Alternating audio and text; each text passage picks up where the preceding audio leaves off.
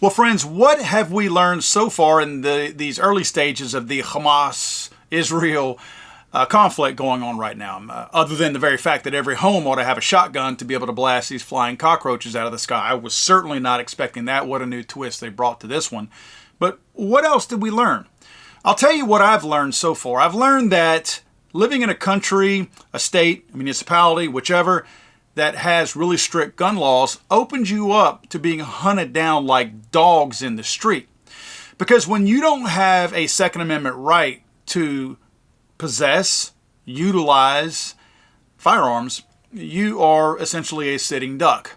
Much to a lot of people's surprise, and mine as well, Israel has extremely strict gun laws. You must have a license to possess and carry guns with a, quote, good cause requirement. Sounds like New York. You have to have a license to buy and sell guns. You have to register your guns. If your permit to carry a gun expires, you have to give up your guns to the federal government over in Israel. There's mandatory reporting of lost or stolen guns, mandatory reporting of lost or stolen licenses. You have a mental and physical health requirement, including a mental illness determination by Ministry of Health. There are training requirements, and of course there's background checks. And oddly enough, because I guess they can predict how many people you're going to need to defend yourself against, there is an annual quota of 50 rounds of ammunition. What that means, folks, is you are only allowed to purchase and possess 50 rounds of ammo a year. That's right.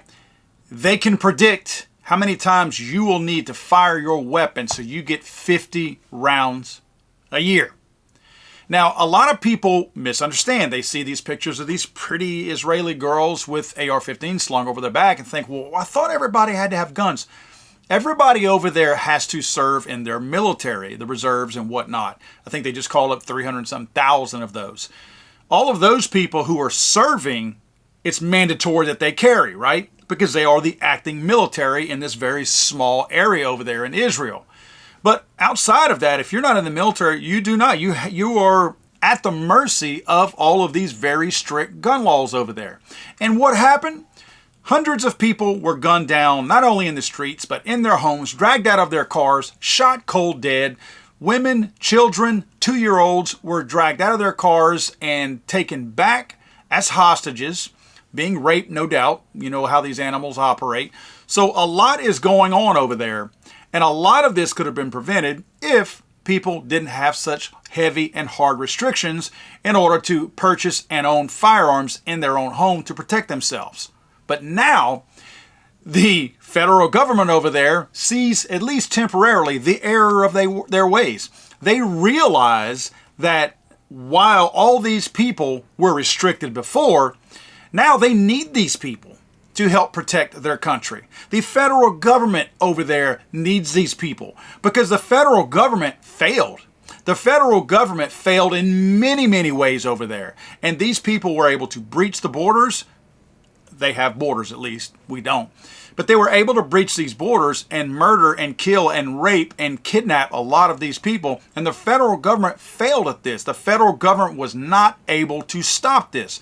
So now the federal government is trying to rely on the people now because they don't, believe me, they don't think they were wrong before. They just think, let's temporarily arm these people. Just like Ukraine did. Ukraine did the exact same thing. Ukraine had very strict regulations regarding firearms over there. War happened. Oh, let's let everybody have an AR-15. Fully automatic AR-15. Let them have them. They see the error of their ways whenever they want to control the people. But whenever they're at the risk of losing their control as a federal entity, now they want the people to do their fighting for them. You see where this all goes to? It goes right back to a tyrannical government. As long as the government can control you and keep guns out of your hands, and you're stupid enough to let them do that, they're going to take full advantage of that. But the federal government knows that they can't protect their citizens on their own. They need the citizens' help. And when it comes time for the federal government to get overrun by opposition outside of their borders, now they're willing to let the people have guns. Permission to have guns. Well, guess what? Israel decided, let's let our little old people have some guns. Israel's Minister for National Security announced that the government will, in fact, make it easier for Israelis to buy and carry firearms. They go on to explain some of the relaxed standards that they're going to allow. Number one, still seems like a big hill to climb in spite of the fact that these people are in the middle of a war. Any citizen who meets the detailed tests for carrying a private firearm due to self-defense and serving the security forces and is without a criminal or medical record will be required to undergo a telephone interview instead of a physical interview and will be able to receive permission to carry a firearm within a week.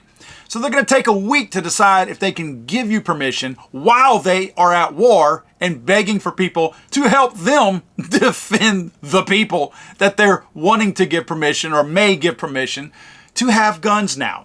Number two, any citizen who received a conditional permit to purchase a firearm and did not purchase a firearm during the year 2023 and the conditional license has expired, they now will be able to purchase a firearm now without the need to submit another application. They mentioned that this will affect about 4,000 people. 4,000 people who chose not to get a firearm even though they went through the whole permit purchasing process. Seems kind of stupid to me, but whatever. Any citizen who deposited his weapon in the last 6 months due to failure to perform refresher training or renewal training will be able to receive his weapon back. This will affect 1,800 citizens. And fourth, in addition, starting next Tuesday, they got to wait a week while they're at war. Conditional permits to carry firearms will be issued with a permit allowing the purchase of up to, get this, 100 bullets instead of 50. So while nobody expected or thought that this attack would happen or this provocation or whatever you want to call it, in the past, you could have 50 bullets a year. Now you get 100 because we're at war. You'll only need 100. They're talking about what, the 4,000 plus the 1,800, 5,800 new people that they think will get guns right away. And maybe they're going to need to fire an additional 50 rounds apiece. This is stupidity. This is trying to maintain control while you're begging for their help. How crazy is this? They're going so far as to almost ask these people and beg them, please go get guns. But they still want you to know that you are controlled by them and that they're still going to put requirements on you. You know, folks, I go back to our borders being wide open. This kind of stuff is already here. These, call them what you want, sleeper cells, cells of people, groups of people, factions of people. I'm not talking about any particular, I don't mean just Muslim extremists, although they are definitely here. I'm talking about a number of different types of factions that hate America. They say, we have Americans that hate America. Those people are here. Those people are in our backyards. All of these people out there who hate guns and hate gun owners, let me send a message to you. And I know not many of you watch my videos, but some of you do. And I mean this. I'm not saying this facetiously. I want you to understand what I'm saying. Now would be a really good time to be nice to your gun neighbors. Your friends down the street that have guns that you despise and you hate, and you can't stand to see them loading up their guns to go to the range to train. Those friends of yours that you know have a gun over their fireplace. Those friends that you know who carry a gun on a daily basis to protect themselves and their families. Now would be a really good time to be nice to them. I'm not asking you to buy them gifts. I'm not asking you to bring a homemade baked cake to their house. I'm talking about a tip of the hat or a nice little friendly wave when you pass their house now. Would be a really good time. Those elements are here.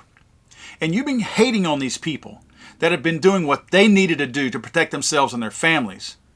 You're going to be begging those people. You will be the first person beating on their door with bloody knuckles, begging for help when this stuff reaches your backyard. If you don't want to defend yourself and your own family, now would be the time to at least be a little bit more tolerant of those people who are willing to take that responsibility on themselves. God save the Queen, man. I'm sorry, I thought this was